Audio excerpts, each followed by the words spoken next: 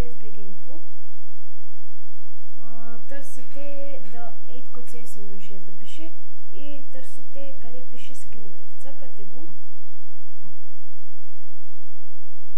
и ето тук избирате на какво да бъде вашият скин. Аз ще избера на Галил и след като зареди, тук ви излизат всякакви скинове.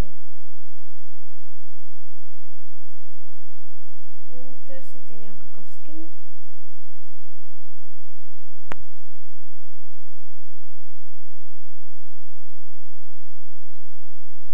Те не са много скиновете, даже са много малко, особено на Галила.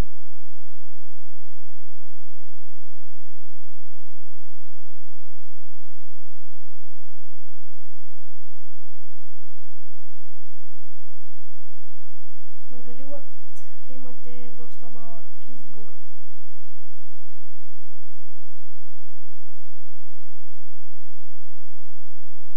Да кажем, ей той айди.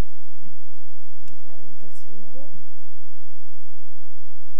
И влизате вътре и цъкате тук. И виждате, че започва да ви се тегли отдолу. Зависи, ако сте с Google Chrome, ще се изтегли тук, ако сте с Opera, ще се тегли тук, а пък ако сте с Google Explorer, тук.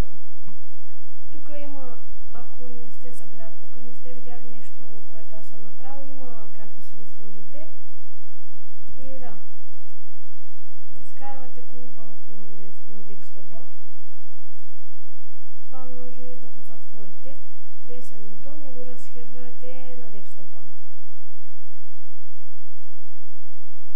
На мен е малко бавно зарежда, защото снимам. И да, изчакваме.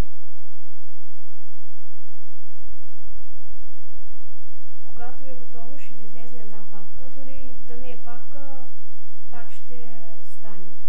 Ще ви излезе сигурно скин и ей това. Ей това не ви е нужно, просто си влизате където пише скин.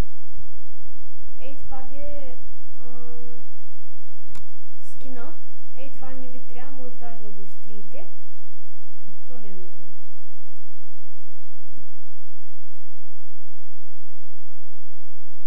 Ето аз ще го изтрия. После цъкате десен бутон на Counter-Strike. Цъкате свойства и отивате на отваряне на местоположение на файла, по-точно да ви отвори директорията, папката на CS, където се инсталираме. Ето това е. Отивате, търсите къде имате CS Strike, цъкате го, отивате на Models. Ако на някои скинове има и Sound, отивате на Sound, цъкате на Weapon и поставяте Sound-а. Нали, пише Sound и има две папки, Skin и Sound.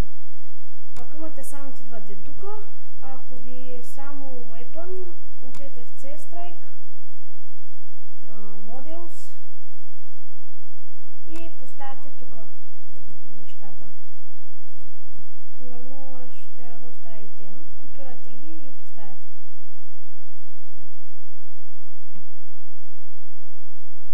Трябва да цъкнете горното, не долното, защото като цъкнете долното се остава същия скин, който седи по принцип на Галила.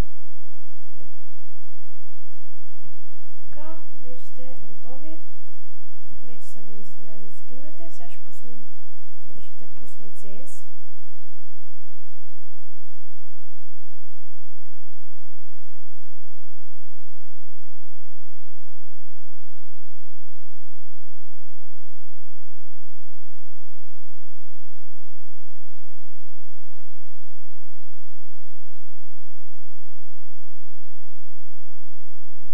Върнахме се, CS ми се пусна, примерно цъкаме DDoS 2 и стартваме.